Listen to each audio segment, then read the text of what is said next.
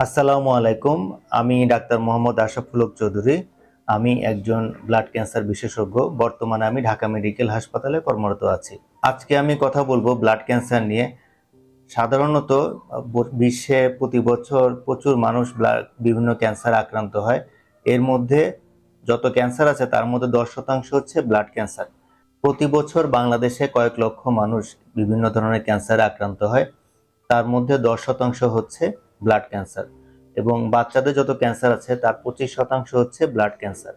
এবং আমরা যখন আমাদের কাছে যখন রোগীরা আসে, তখন রোগীদের একটি সাধারণ প্রশ্ন থাকে যে আমার তো ব্লাড ক্যান্সার হয়েছে, আমি কি সুস্থ হব? ব্লাড ক্যান্সারের অনেকগুলো ধরন আছে। একটি হচ্ছে লিউকেমিয়া, এবং আরেকটি হচ্ছে লিম্ফোমা, এবং এর চেয়ে একটু কম হচ্ছে মাল্টিপল মায়োলোমা। লিউকেমিয়ার মধ্যে দুটো ধরন আছে, একটি হচ্ছে অ্যাকুট লিউকেমিয়া এবং আরেকটি হচ্ছে ক্রনিক লিউকেমিয়া। অ্যাকুট লিউকেমিয়ার মধ্যে আছে acute lymphoblastic leukaemia, acute myeloblastic leukaemia, এবং ক্রনিক লিউকেমিয়ার মধ্যে আছে chronic lymphocytic leukaemia, chronic myeloid leukaemia. এবং লিম্ফোমার মধ্যে দুটি ধরন আছে, একটি হচ্ছে নন হজকিন্স লিম্ফোমা এবং আরেকটি হচ্ছে হজকিন্স লিম্ফোমা।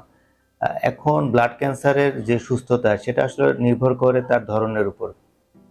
সাধারণত যেগুলো অ্যাকুট লিউকেমিয়া, এবং অ্যাকুট লিউকেমিয়া লক্ষণের মধ্যে থাকে যে তার হঠাৎ করে জ্বর আসা, লিম্ফ নোড ফুলে যাওয়া, সারা গায়ে ব্যথা, এই ধরনের লক্ষণ নিয়ে অ্যাকুট লিউকেমিয়াগুলো উপস্থিত হয় আমাদের কাছে।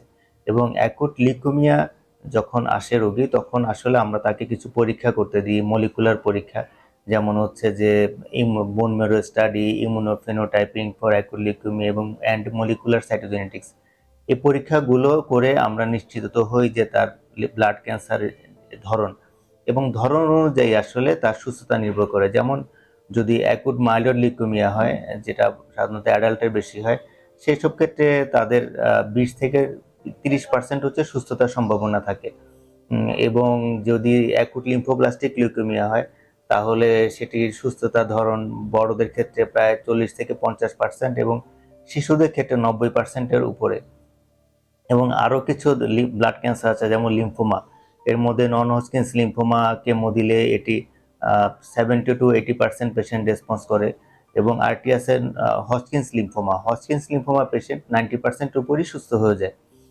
সুতরাং ব্লাড ক্যান্সার হলে যে আতঙ্কিত হবেন সেটা কোনো কথা নেই। ব্লাড ক্যান্সার হলেই আপনি বিভিন্ন সুনির্দিষ্ট পরীক্ষা এবং কেমোথেরাপি নেওয়ার পরেই আপনি আসলে সুস্থ হতে পারবেন। এবং যদি দেখা যাচ্ছে আপনি কেমোথেরাপি দেওয়ার পর রেসপন্স করছেন না, তাহলে পরবর্তীতে এসব রোগীকে বোন ম্যারো ট্রান্সপ্লান্ট করা হয়। বোন ম্যারো ট্রান্সপ্লান্ট করলে রোগী যাদের কেমো রেসপন্স করতেছে না, তাদেরও সুস্থতার সম্ভাবনা অনেকখানি বেড়ে যায়।